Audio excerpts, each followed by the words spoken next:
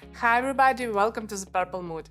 Today I'd like to chat a bit about the upcoming fall trends I'm most excited about. Some of them I would call fall classics, others are quite fresh and new, and some are around for a couple of seasons but still going strong. Without further ado, let's get into it.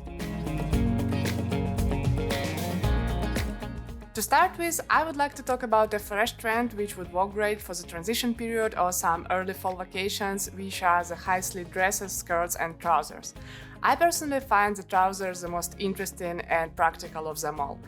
To me, they look really fresh but also relaxed and easy to style, and I think they would create an eye-catching flow while you're walking. Not really sure I will be able to put my hands on a pair while it's still warm enough, but this style is definitely going to my wish list. The dresses and skirts give me more of the evening wear dressed up vibes, however I still can imagine how to pull them off during the daytime with some contrasting pieces like combat boots or a big statement t-shirt. If to talk about the statement pieces, another fresh trend is something that fashion magazines call neo-punk. According to the reference photos, I see this style as mixing up traditionally punk elements with something opposite and unexpected, like white button-ups and structured blazers inspired by business wear, or something bold and glamorous like feathers and loud prints. This trend really speaks to me as edgy and punky elements are a really huge part of my style, and I'm also a big fan of mixing the opposite styles, and I'm always out there for new ideas.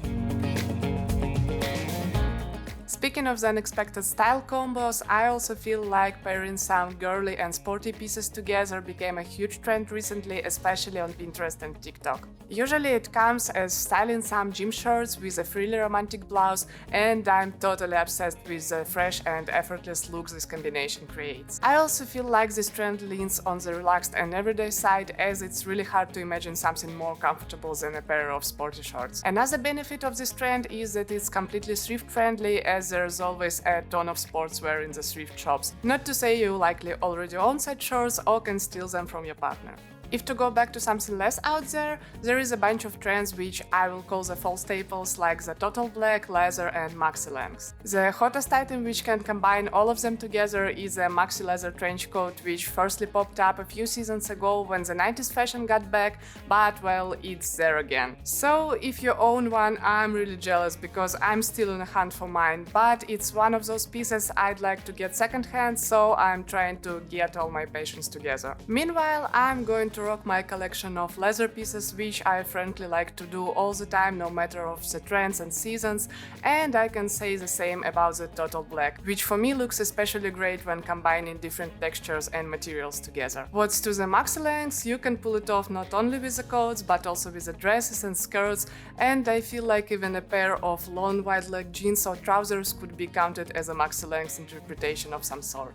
Talking about maxi lengths, I also need to say that its direct opposite, which is micro lengths, is also still there, including the micro shorts, micro skirts and all the interpretation of the no pants situation. I guess the main reason it's still there is that it's quite hard to wear in real life, so it mostly stays on podiums and Pinterest photos and people don't get bored of it so quickly. In my opinion, the most wearable interpretation of this trend are the micro shorts, especially sporty ones. So I'm thinking on combining this trend with the one we've discussed a couple of moments ago and give it a try.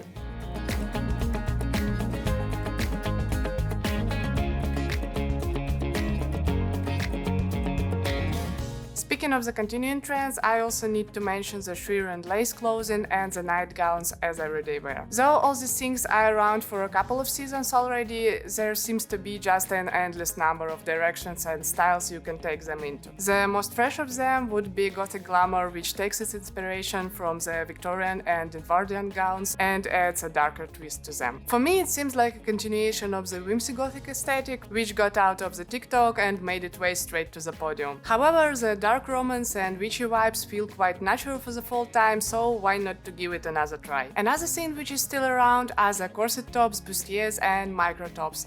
They could be considered as a part of other trends like gothic glamour, underwear, outwear or 2000s, and though could be styled in the numerous ways. My favorite, as always, would be the mix of different styles.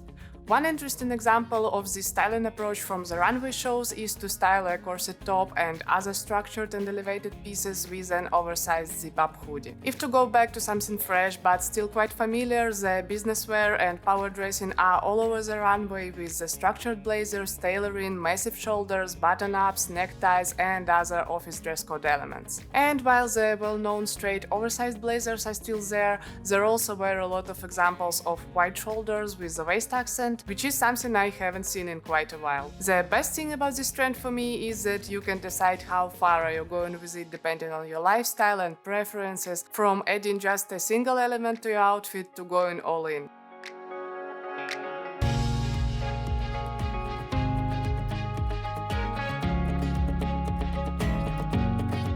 Speaking of the waist accents, the chain belts and layered belts are still there in all the forms and variations. For me, it's one of those trends which don't really have any ground rules and let you express your creativity, and they are always most fun to play with. Another nice thing about the belts trend is that you don't really need to buy a new tailored blazer to hop on the waist accent trend, and can go with just adding a cool belt to some oversized blazer you most likely already own.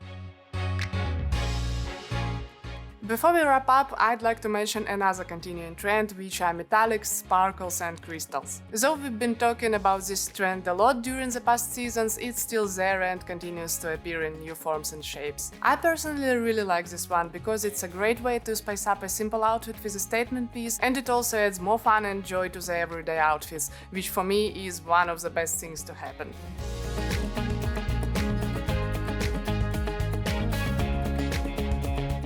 Alright, that's all I have to share with you today. Thank you so much for staying with me, and please let me know in the comments which trends are you most excited about. If you enjoyed this video, please leave a like and subscribe for more fun and inspirational fashion content. See you next time!